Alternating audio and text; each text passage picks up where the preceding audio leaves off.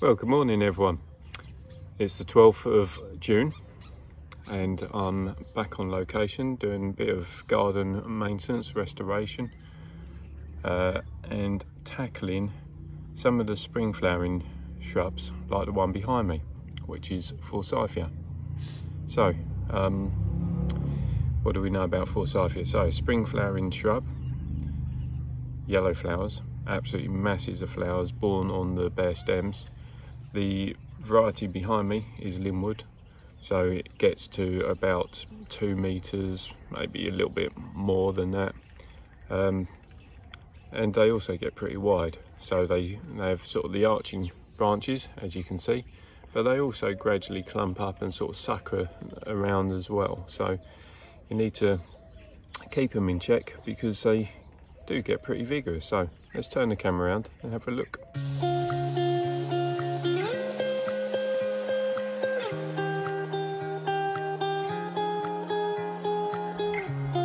So you can see, looking at that one, it's not been pruned for quite some time.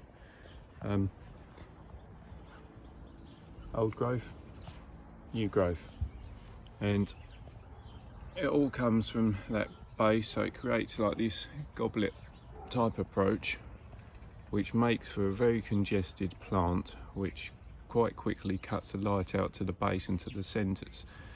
So with pruning these, so as I say, spring flowering, so we're talking April flowering generally, and because of that you want to do your pruning close to after the flowering as you can do, no later than end of July. So with that said, the easiest way, as always, start by removing any obvious dead, diseased or damaged, and then we can then have a look for any crossing stems, which is going to be absolutely loads of. So yeah, any crossing stems through the middle or weakened growth, so stuff like that, things that are thinner than pencil thickness of older growth is what we'll be removing, and you want to remove that as low down to the base as we possibly can. And then equally, where we've got old bits of dieback there, we'll really should get a pruning saw on that and take that whole stump out. So let's start with some basics and then have a look. So make sure clean, sharp secateurs. So if we've got a damaged section there, get in nice and tight, prune that out, and then dead pieces there, for the time being we'll just take that short piece off and we'll just work our way around. So then tackle the more spindly stuff. You can see the dead piece in there as well, dieback with very spindly growth on that. We might as well remove that whole piece. So work out where it's leading to, or where it's coming from. We'll chop that whole bit out, because something like that, well, that's never really going to thicken up to give you something good for flowering. And that's the idea, is you want to encourage some nice, good, strong growth that's going to bear you flowers for next spring. Now, more spindly dead bits. So let's get going. So you can see we're already starting to decongest that centre. Easiest way to do that by removing some of the really old growth that's to the base of the plant. The flowers are actually born on the new growth, so you don't want to remove too much of that if you can avoid it, but obviously bear in mind that it will produce loads of fresh stuff this year. So with that said, yeah, work your way through removing some of the really old unproductive wood. So I've got a bit more to take off that to make it a nice neat section, ideally encouraging the stems to go up.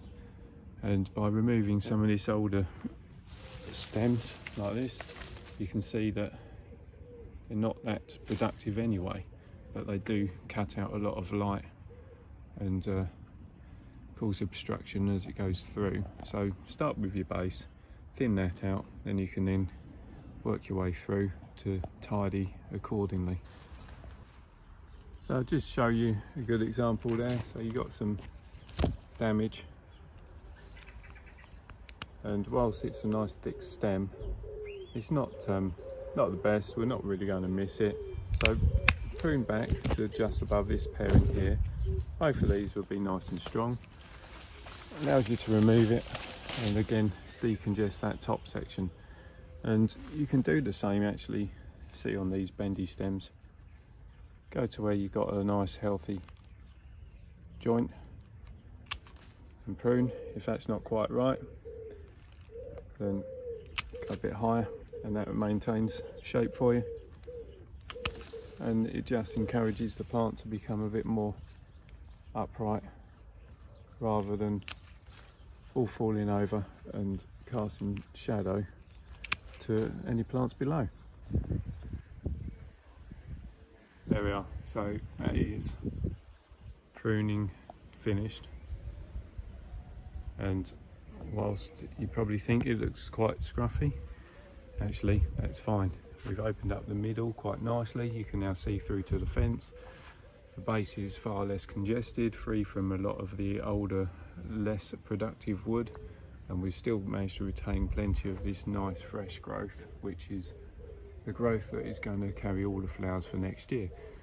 Also, bear in mind that a rejuvenating prune on an old shrub should be carried out over a number of years, so you can do this over 2 or 3 years, just removing sort of a third of overall volume each time as your maximum to get it back to how you need it to be. So yeah, that's how to prune a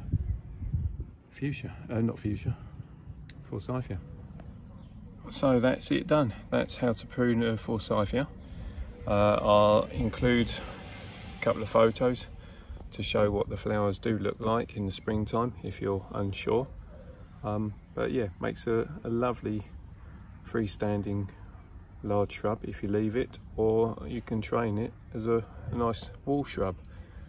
Yeah, plenty of different varieties as well to suit, so ranging from 1 metre in height up to, so these larger ones that get to 8 to 10 feet. But yeah, that is the pruning finished.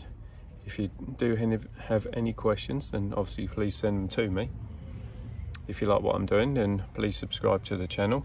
Don't forget to hit that reminder button so you don't miss out on the future videos I'm doing. And I always say it, but it's so true, enjoy what you're doing, have fun in your garden, and well, certainly when the weather's like this, use your time to be out here enjoying some sun and relaxing. Till next time, bye for now.